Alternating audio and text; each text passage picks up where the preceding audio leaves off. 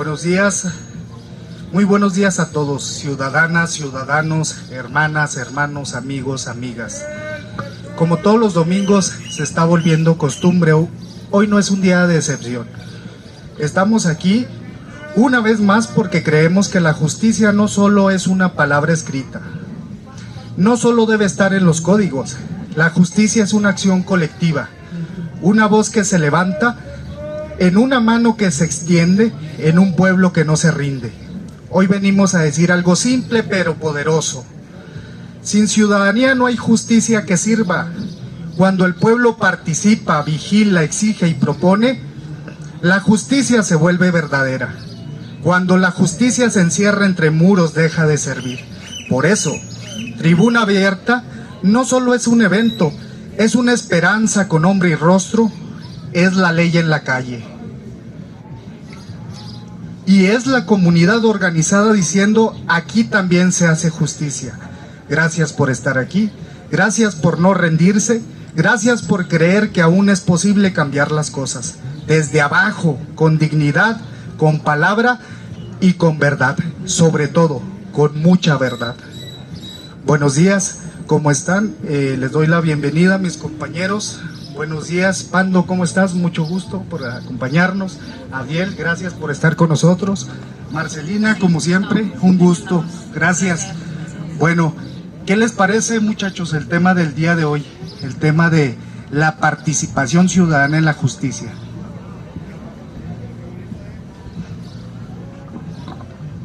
Bueno, compañeros, muchas gracias por el espacio. En primer lugar, nosotros venimos de la Juventud Comunista y queremos primero dar pues una visión de clase de la justicia antes para plantear cómo concebimos la participación ciudadana, ¿no?, en la justicia.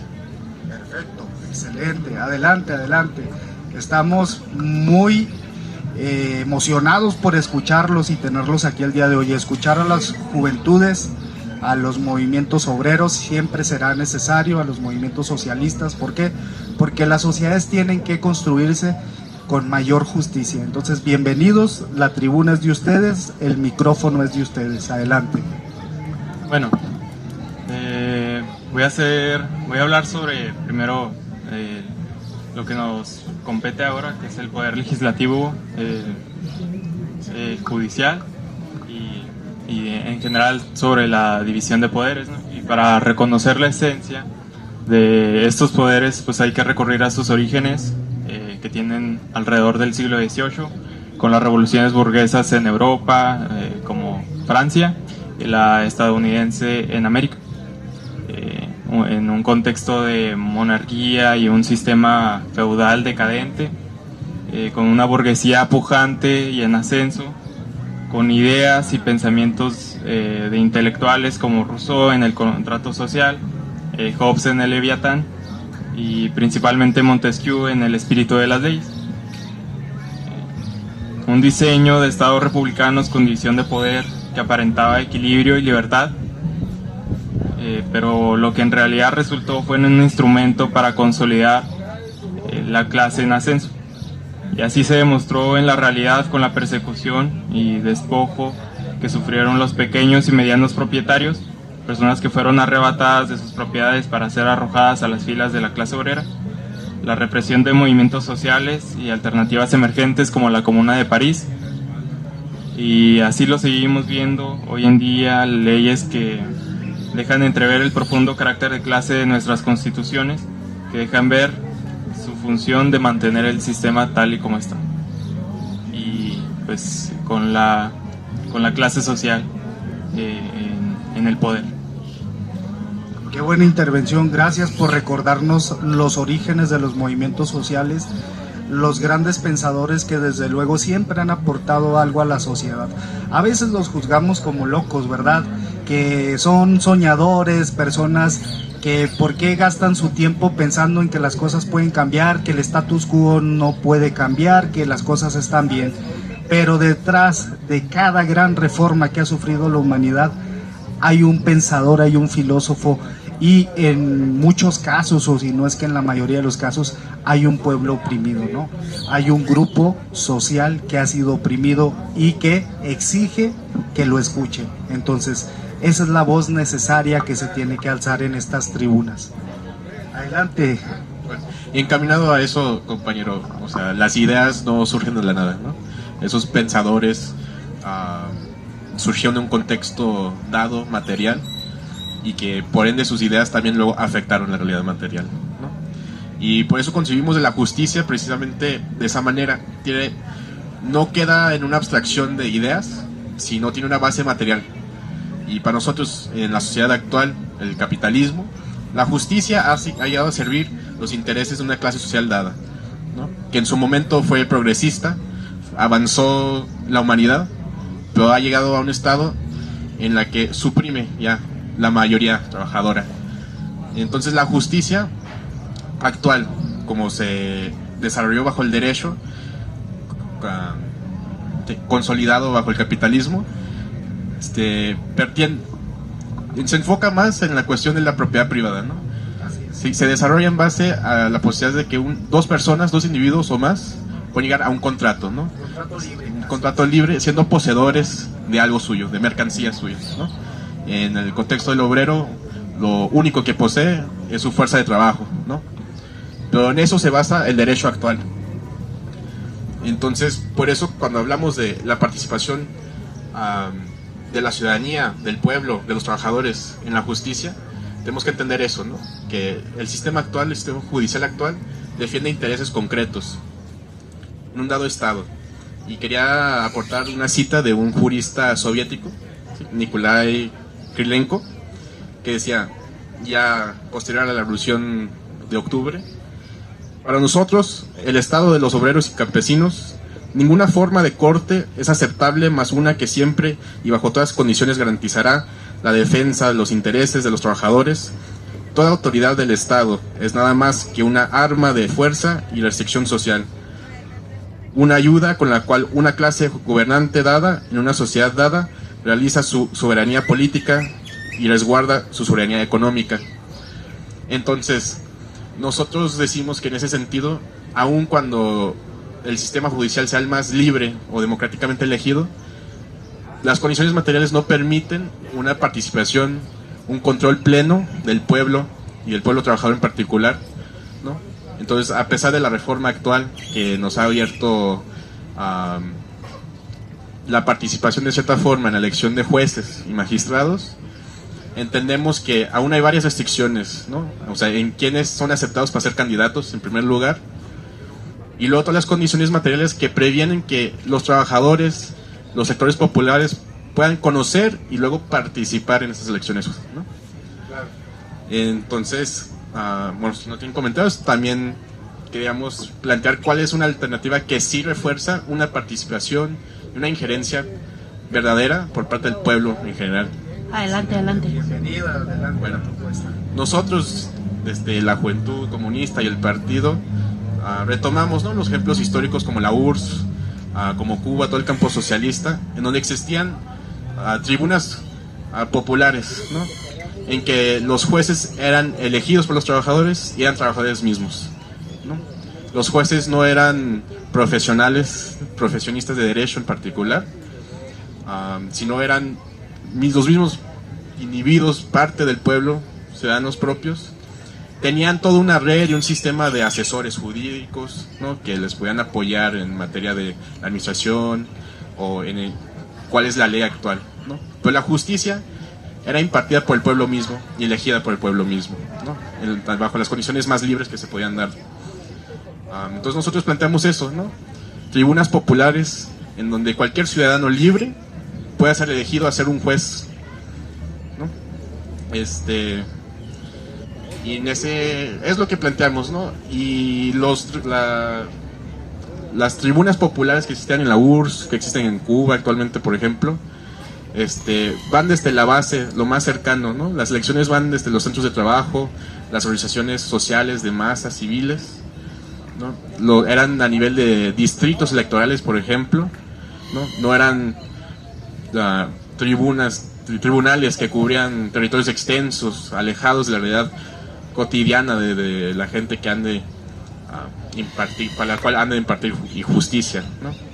Entonces por eso tenemos que planteamos esta alternativa, a diferencia de cómo la reforma judicial reciente ha tratado de embellecer y darle un cierto sentido democrático al sistema judicial actual, pero con las condiciones materiales no están para ese control, esa participación directa por el pueblo trabajador y los sectores populares de la sociedad.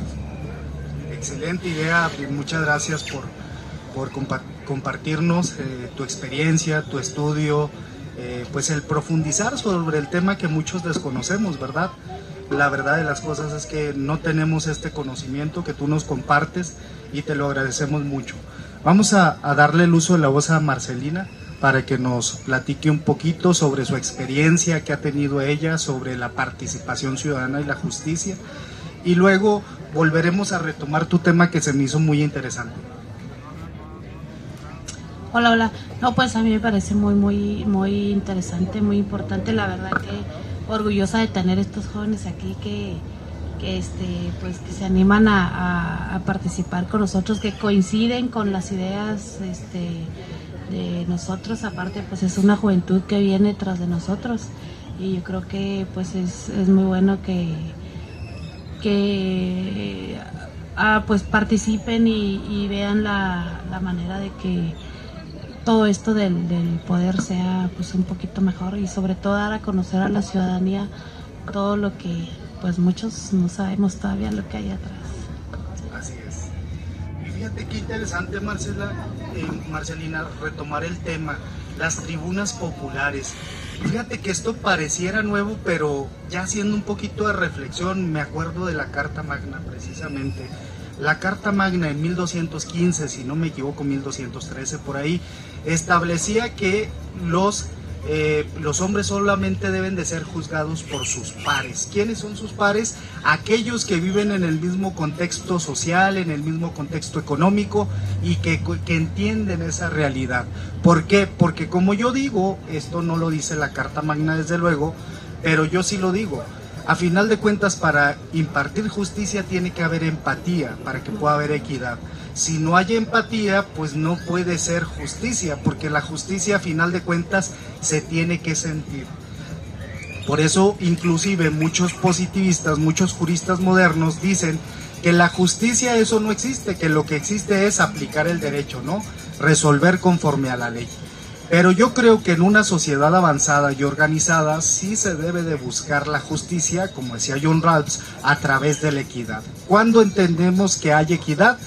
Cuando la justicia puede llegar a beneficiar a aquellos que tienen menos en una sociedad.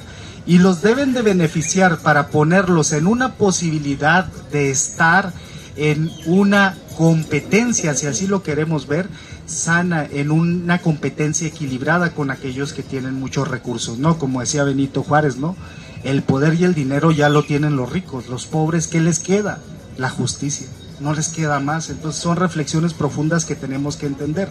Ahora, el tema precisamente de la Carta Magna establecía que los pares son los que se deben de enjuiciar, y efectivamente usted ahorita nos decía, joven Abriel, una propuesta interesante de las tribunas populares. Las tribunas populares desde luego que tendrían que existir en México como un medio necesario para solucionar los conflictos y las controversias que son locales o vecinales y de cercanía. Ahora, una sociedad bien organizada no solamente tendría esa potestad de autorregularse y conciliar sus propios conflictos que existieran, inclusive pudiera llegar a modificar todo un sistema jurídico, variando todo este sistema de competencias que nosotros tenemos desde 1800, ¿no? Entonces, desde luego que la sociedad ya no es la misma que en 1800, ya nuestro sistema jurídico es anacrónico, trámites y más trámites y más trámites, burocracia es un monstruo que se alimenta a sí mismo para poder justificar su existencia. Utilizar las tecnologías, sí, ¿para qué? para que vaya haciéndose esto más fácil, para que la justicia esté al alcance de todos.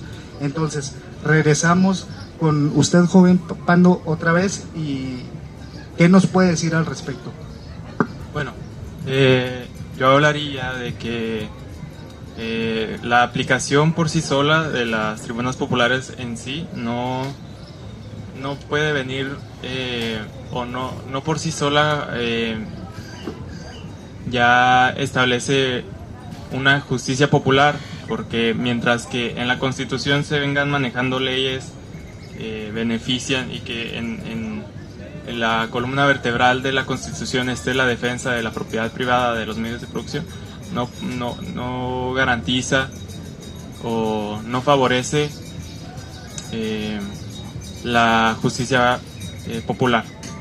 Doy algunos ejemplos de algunas leyes, o más bien ejemplos de la aplicación de la justicia por un lado, como la tenemos ahorita, la ley burguesa actual, y su contraparte de la justicia proletaria.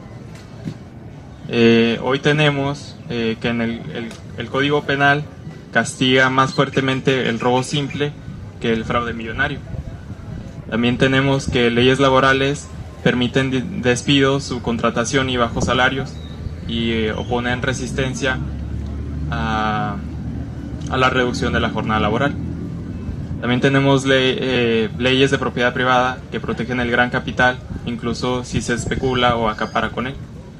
Leyes migratorias que criminalizan la movilidad de los pobres, un sistema penal que encarcela a jóvenes pobres por delitos menores, leyes fiscales que favorecen a las grandes empresas con exenciones y privilegios, un código civil que protege el poder económico en contratos, herencias y rentas, y pues la contraparte en la justicia proletaria juzga el daño social, el robo de un empresario, el pueblo pesa más que el de un pobre. La ley proletaria protege el trabajo digno, estable y con derechos, bajo control de los trabajadores. La propiedad de los medios de producción pasa a ser social y se expropia a quienes explotan al pueblo. La justicia proletaria reconoce el derecho a migrar y vivir con dignidad en cualquier lugar del mundo. Se sustituye por trabajo social, hablando del sistema penal, reeducación y medidas para eliminar las causas sociales del delito. Respecto a las leyes fiscales, la ley proletaria impone cargas al gran capital y libera al pueblo trabajador en el Código Civil se eliminan los privilegios heredados y la ley se enfoca en garantizar una igualdad real. Excelente, adelante. Bueno, en camino a lo que comenta mi camarada, lo que estamos planteando es que, como por ejemplo la Ilustración, la Carta Magna nos dejó una gran deuda, pero nos dio una base intelectual, y es que requerimos una transformación material, política en la sociedad, en la cual sí se pueda cumplir esta justicia popular que planteamos, ¿no? O sea, cuando hablamos de que cuando un obrero trabaja 48 o más, que a promedio creo que en la ciudad son 52 horas a la semana que trabaja un obrero maquilero, ¿cuándo se va a dar tiempo para conocer las leyes que lo afectan a diario? ¿Cuándo se va a dar tiempo para conocer los candidatos a jueces y magistrados? Y cuando tiene un sinfín de preocupaciones más en su vida, si puede pagar la renta, si van a tener para comer, para darle a sus hijos o no. Entonces, ¿cómo puede haber una participación ciudadana verdadera si no eliminamos todas esas preocupaciones materiales necesarias de las vidas de los trabajadores, de los sectores populares de la sociedad actual, para darles el tiempo y la capacidad de que conozcan la ley y también puedan transformar esa ley? Muy de acuerdo contigo. Tienes toda la razón, porque creo que hasta cierto punto todo eso se está haciendo tras escritorio, todo, y en realidad pues las personas en las colonias, en las poblaciones no saben ni qué es un juez ni qué es un magistrado, para empezar, y pues menos van a saber a quién van a elegir si ellos no salen a territorio, no andan, no tocan puertas, no nada. Entonces pues yo creo que es un poquito difícil saber qué va a pasar con eso. Aparte del tiempo de espera, son demasiados no, va a estar muy interesante. Perfecto, bueno, llegó el momento de abrir la tribuna por si alguien más quiere opinar del público. Esa es la esencia, es el corazón precisamente de este ejercicio social democrático y de cierta manera también educativo. Compartir el conocimiento creo que es una gran responsabilidad y una gran virtud. Entonces estamos escuchando, abriendo las puertas de una tribuna, invitando a la gente a que participe más activamente en estos temas que son necesarios, porque la justicia a final de cuentas nos interesa a todos. Parece que la justicia es algo que no necesitamos, pero el día que estamos en un problema legal, ahí es donde decimos, si tengo dinero, qué bueno para pagar un buen abogado, y si no, pues lamentablemente no me voy a poder defender de manera adecuada en un sistema, ¿no? Entonces, por eso es importante abrir la tribuna, escuchar a las personas, invitar a la participación ciudadana, para que poco a poco todos, con respeto y armonía, vayamos construyendo una mejor sociedad. Creo que eso es necesario. Todas las voces merecen ser escuchadas, todas las voces, todas las opiniones requieren un respeto y una admiración, y eso es lo que estamos haciendo. Por eso invitamos al público que quiera participar, opinar sobre algún tema que considere necesario, y con todo gusto, los micrófonos son de ustedes y estamos aquí abiertos a escuchar. Muchas gracias. Sí, claro.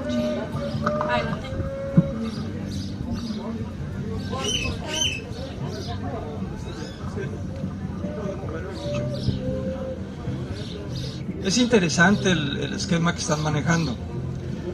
Se siente muy académico todavía. Y lo académico normalmente no baja de una manera muy fluida hacia la gente, ¿no? Hacia la población. Si se ponen a hablar así en un grupo de gentes, pues la mitad yo estoy seguro que no les va a entender ni qué están diciendo. Manejan algunos autores políticos, sociólogos. Voy a empezar con algo de lo que comenta aquí el joven. Bueno, creo que ese es un tema que lo trae muy presente, la tribuna popular. La tribuna popular no sirve para nada. El concepto lo tenemos que cambiar hacia movimiento popular. El tener una tribuna, como pudiera ser esta, y hablar, no sirve de nada. Pudieran pensar, es que los estamos informando. No, la experiencia me dice que las palabras se las lleva el viento. Convertir la tribuna en movimiento popular, donde la gente se organice y gestione.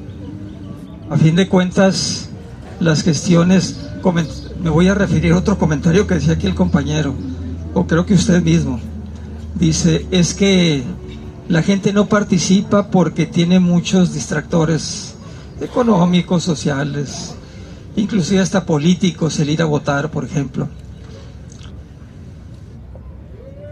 Bueno, pues la participación ciudadana tiene que emerger de ese estado de cosas. Porque cuando se resuelvan todos los problemas, en el hipotético caso de que se resuelvan, pues la gente dice, ¿ya para qué quiero participar?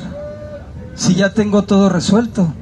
La participación nace de la necesidad ciudadana convertida en demanda ciudadana.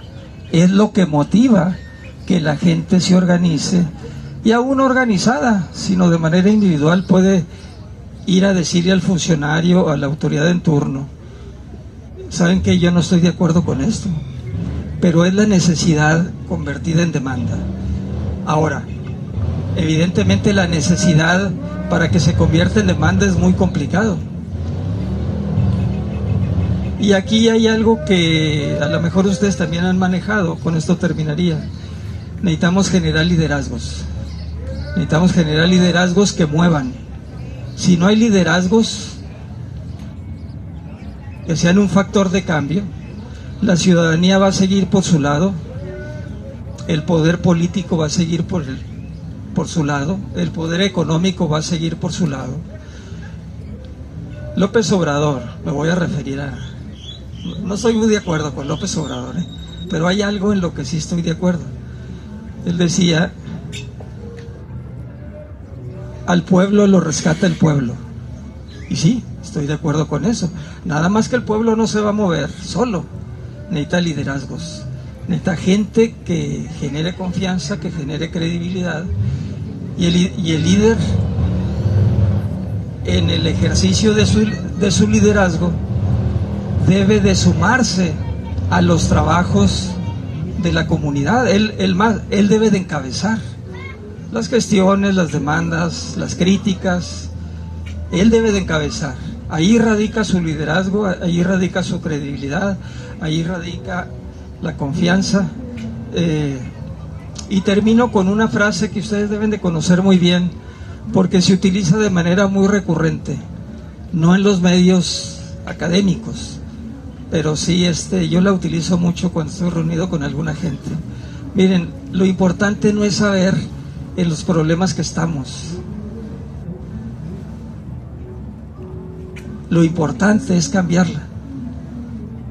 Es si mal no recuerdo, la 11ª tesis de Feuerbach, de Marx, y tenía razón. Lo importante no es interpretar al mundo, lo importante es cambiarlo.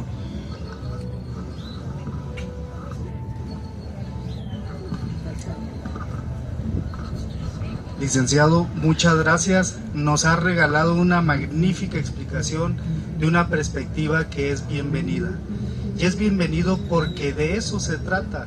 Se trata de escuchar a las personas que tienen la experiencia como usted, a personas que explican de manera muy clara esa visión que es importante que tengamos. Entonces yo le agradezco mucho su participación. En lo personal es de mucha utilidad. Muchas gracias, licenciado. Bueno, igual gracias, compañero. Una aclaración, cuando hablamos de tribuna popular es precisamente el planteamiento hacia dónde debemos de cambiar las cosas, de tener juzgados, cortes judiciales con jueces electos del pueblo mismo, ¿no? Y electos por el pueblo, y es lo que hablamos de tribuna.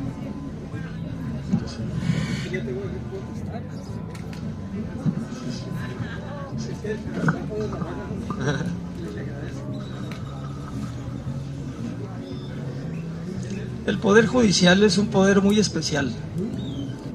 Tenemos un poder ejecutivo de una naturaleza muy clara, muy definida. Tú ejecutas. ¿Qué ejecutas? Pues lo que hay que ejecutar. ¿Qué recursos tienes? Los que el pueblo te va a dar. Y los que por la naturaleza propia de la nación o del Estado tenemos, que es el territorio, la riqueza natural. Vas a tener la riqueza natural, vas a tener el territorio y vas a tener los recursos que el pueblo te va a dar. Y vas a ejecutar. Aquí empieza el primer problema. Vas a ejecutar lo que el pueblo quiere que ejecutes. El problema es que no le hacen caso al pueblo y ejecutan lo que les da su gana. Y de repente tenemos una ciudad depauperada como Juárez, totalmente atrasada, con proyectos multimillonarios en el sur del país, el Tren Maya, la refinería, el tren interoceánico. Y uno se pregunta desde acá, bueno, ¿y eso qué? ¿Por qué nos han olvidado a los de acá? Primeramente porque no hemos hablado. Creo que esa es la primera característica de la ciudadanía. Está el Poder Judicial, que en los últimos años se ha entregado totalmente al Poder Ejecutivo, y ahí ya se rompe el principio muy claro de división de poderes. El poder judicial. ¿A qué responde el Poder Judicial? ¿Por qué necesita el Poder Judicial que la gente lo elija? Si le preguntamos a alguna persona, ¿sabe usted lo que dice la Constitución respecto de lo que debe hacer el Poder Judicial? Creo que la mayoría va a decir que no sabe. Tengo esa percepción, no tengo esa seguridad, pero tengo esa percepción. ¿A qué responde el Poder Judicial? No responde a la sociedad, Entonces, ¿por qué queremos que la sociedad lo elija? ¿A qué responde el Poder Judicial? Al cumplimiento de la Constitución. Él es el garante de que la Constitución se respete. Entonces, ¿por qué tenemos que pedirle a la sociedad que lo elija o que lo elijamos? Ahí hay una falla de origen, una falla constitucional de origen muy marcada. Nos gusta, nos atrae siempre la figura de la elección popular, pero la elección popular no es para todo. La elección popular es para algunas áreas muy definidas, y el área muy definida evidentemente es el Poder Ejecutivo, es el Poder Legislativo, que la Constitución dice que ahí sí dice muy específicamente, es más, no